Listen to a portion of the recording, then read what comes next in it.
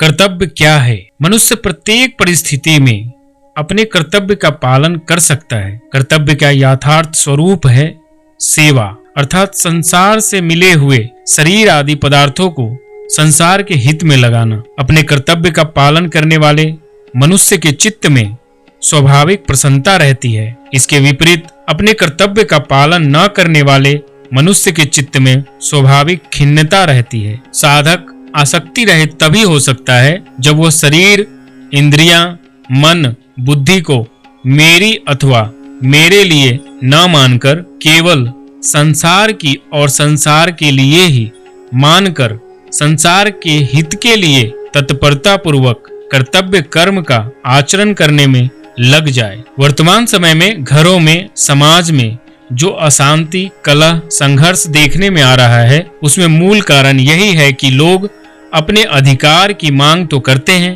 पर अपने कर्तव्य का पालन नहीं करते। कोई भी कर्तव्य कर्म छोटा या बड़ा नहीं होता।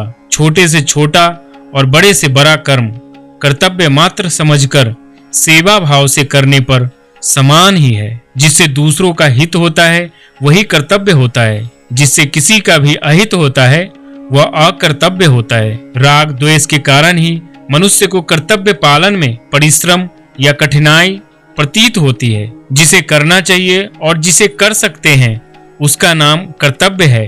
कर्तव्य का पालन न करना प्रमाद है। प्रमाद तमोगुण है और तमोगुण नरक है।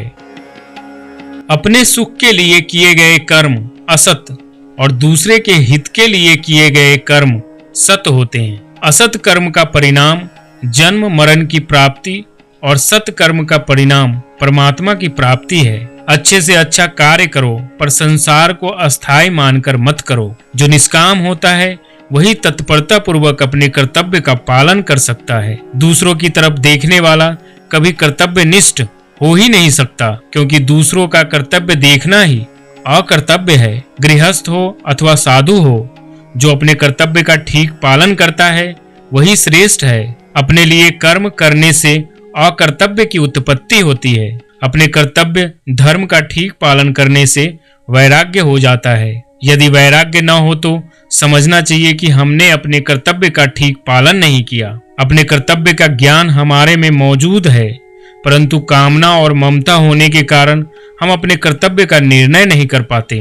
चारों वर्णों और आश्रमों में श्रेष्ठ व्यक्ति वही है जो अपने कर्तव्य का पालन करता है। जो कर्तव्यच्युत होता है वह छोटा हो जाता है। संसार के सभी संबंध अपने कर्तव्य का पालन करने के लिए ही है, न कि अधिकार जमाने के लिए। सुख देने के लिए है, न कि सुख लेने के लिए। एकमात्र अपने कल्याण का उद्देश्य होगा तो शास्त्र पढ़े बिना भी अपने कर्तव्य का ज्ञान हो जाएगा। परंतु अपने कल्याण का उद्देश्य न हो तो शास्त्र पढ़ने पर भी कर्तव्य का ज्ञान नहीं होगा। उल्टे अज्ञान बढ़ेगा कि हम जानते हैं